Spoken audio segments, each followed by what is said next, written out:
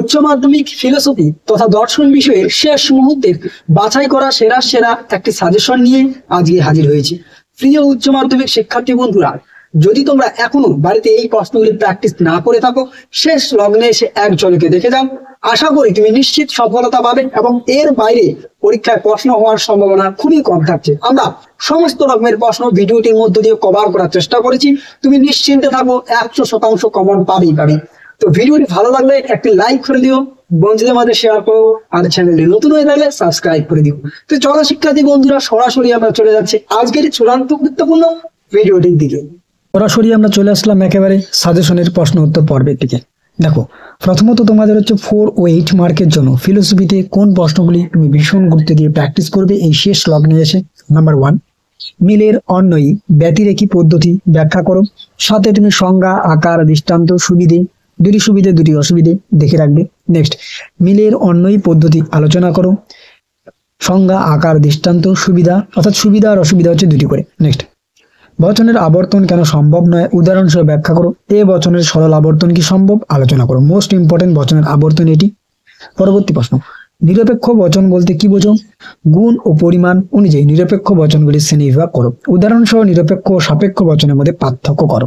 Next question, সরল আবর্তন ও সীমিত আবর্তনের মধ্যে পার্থক্য করো। আবর্তন কাকে বলে? আবর্তনের নিয়মগুলি উদাহরণ সহ লেখো। বিবর্তন কাকে বলে? দৃষ্টান্ত সহ বিবর্তনের নিয়মগুলি ব্যাখ্যা করো। সর্বশেষ প্রশ্ন থাকছে, পদের ব্যাপ্যতা বলতে কি বোঝায়? এ, ই, আই, ও বচনগুলির কোন কোন পদ ব্যাপ্য তা আলোচনা করো। মোস্ট ইম্পর্টেন্ট এই 7টি প্রশ্ন থাকছে তোমাদের চূড়ান্ত গুরুত্বপূর্ণ। এরপরে আমরা আসি টিকা।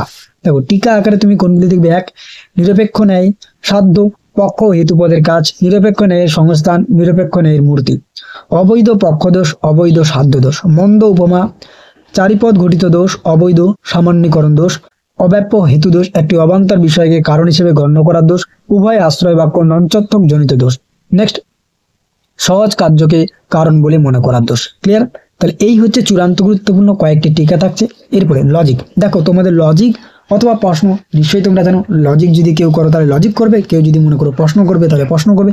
এবার লজিকের জন্য দেখো কোনগুলি চূড়ান্ত গুরুত্ব দিয়ে প্র্যাকটিস করবে। 1, বিচার করো এবং দোষ থাকলে উল্লেখ করো এই বিষয়টি।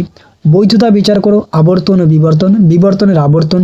নেক্সট হচ্ছে গুণ ও পরিমাণ নির্ণয় করো। এবার দেখো কিভাবে আসবে, আমরা জাস্ট কিছু স্যাম্পল দিয়ে দিচ্ছি। নিচের বাক্যগুলিকে তর্কবিদ্যা সম্মত বচনে রূপান্তরিত করে কোন পদ ব্যাপ্য কোন পদ অব্যাপ্য তা উল্লেখ করো। দেখো বেশ কিছু উদাহরণ, যেমন একটি ছাড়া সব ধাতু দামি, কিছু ধারণা সহজাত নয়, ওকে, প্রত্যেক লোকেরই ভুল হতে পারে, চিরস্থায়ী বলে কিছুই হয় না। এই কয়েকটি আমরা রেখেছি, কিন্তু এরকমভাবে তোমাদের লজিক আসবে। আশা করি বোঝাতে পেরেছি যে কোন পদটি ব্যাপ্য কোন পদটি অব্যাপ্য তা তোমাকে বার করতে লাগবে লজিক করে। ওকে, তো এই ছিল ছোট্ট একটি সাজেশন। লাস্ট মিনিট সেরা এই প্রশ্নগুলি তুমি শেষ মুহূর্তে শেষ লগ্নে এসে এক ঝলকে দেখে যাও, নিশ্চিত তুমি উপকৃত হবেই হবে এবং পরীক্ষা কমন পাবে।